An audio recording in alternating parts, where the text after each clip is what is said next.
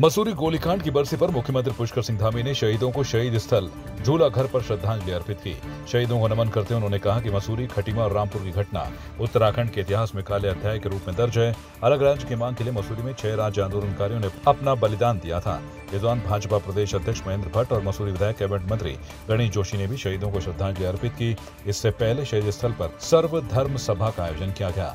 मुख्यमंत्री पुष्कर सिंह धामी ने कहा कि राज्य आंदोलनकारियों के शहीदों के सपनों के अनुरूप उत्तराखंड राज्य बनाने के लिए सरकार हर संभव प्रयास कर रही है। उन्होंने कहा कि राज्य आंदोलनकारियों के इतिहास को पाठ्यक्रम में शामिल करने के लिए भी प्रयास किए जाएंगे।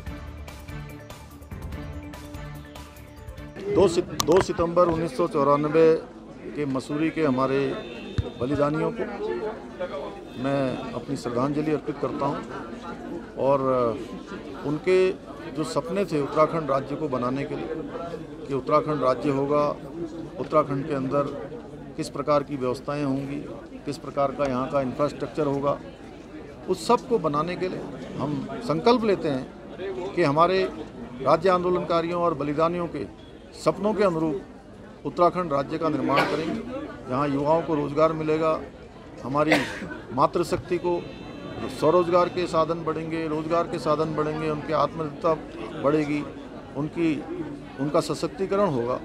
ये हमारा संकल्प है। इस उद्देश्य भाव के साथ कि आगामी दिनों के अंदर जिस सपने के साथ राज्य बना था उस सपने को साकार करने में सरकार प्रतिबद्ध है। मुख्यमंत्री जी ने दिशा में पहल की है, चाहे क्षेत्रीय आरक्षण का विषय हो और धीरे धीरे अनेकों विषय, अनेकों शहीद और अनेकों ऐसे आंदोलनकारी हैं जिनको हमने आने वाली पीढ़ी के सम्मुख एक मॉडल के रूप में, एक प्रेरक के रूप में स्थापित करना है। अनेकों जो विषय आएंगे उसको विश्व के हम लागू करेंगे। आज हम 31वीं वर्षगांठ मना रहे हैं शहीदों की, और जो सपने शहीदों ने संजोए थे वो सपने जो है आज तक भी पूरे नहीं हुए हैं। ये बड़े दुर्भाग्य की बात है। और 2 सितंबर 1994 का जो दिन है वो काले अक्षरों के रूप में हम मनाते हैं, काले दिन के रूप में मनाते हैं। और इस राज्य की जो हालत इस समय है वो हमने कभी सपने में नहीं सोचा था कि राज्य बनने के बाद ये हालत यहाँ उत्तराखंड की होगी। और हमारा जो जनमानस है वो अपने आप को ठगा सा महसूस कर रहा है, चाहे वो भाजपा की सरकार हो, चाहे कांग्रेस की सरकार हो। लूटने के अलावा, भ्रष्टाचार के अलावा इनका कोई कार्यक्रम ही नहीं है।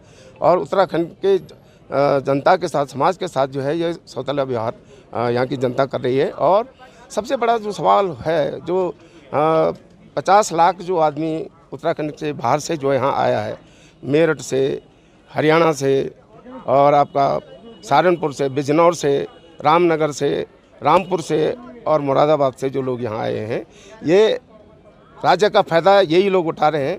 चाहे वो आरक्षण का सवाल हो, चाहे मूल निवास की लड़ाई हो, भू कानून का सवाल हो। आज जो ओरिजिनल जो पहाड़ी है, जो अपने आप को पहाड़ी कहता है, जिसकी वजह से राज्य बना था, आज वो अपने आप को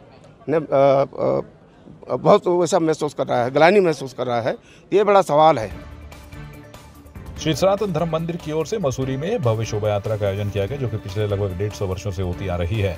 और यह यात्रा जन्माष्टमी के कुछ दिन बाद की जाती है, जिसमें कि आसपास के गांव और दूर दूर से लोग आकर भगवान श्री कृष्ण के दर्शन करते हैं और प्रसाद ग्रहण करते हैं।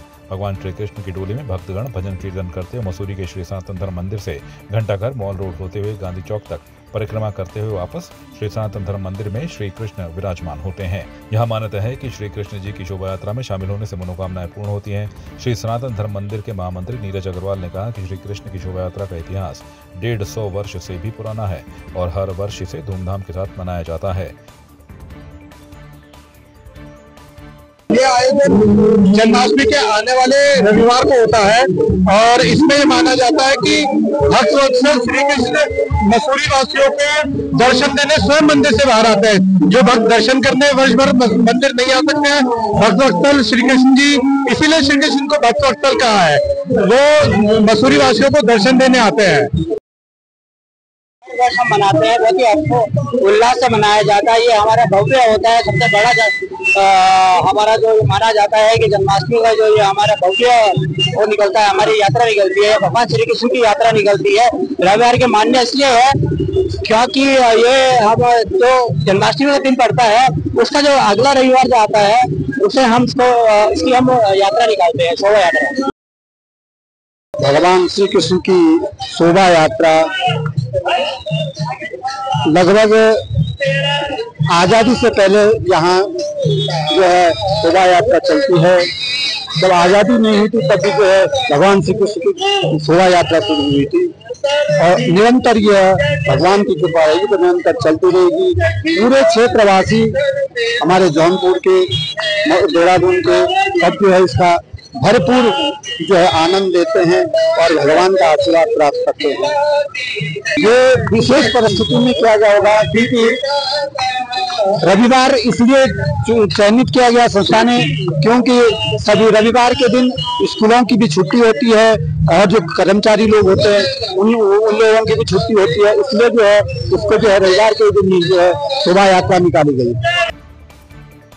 मसूरी से संवाद 365 के लिए राजवीर सिंह रोछेला की रिपोर्ट।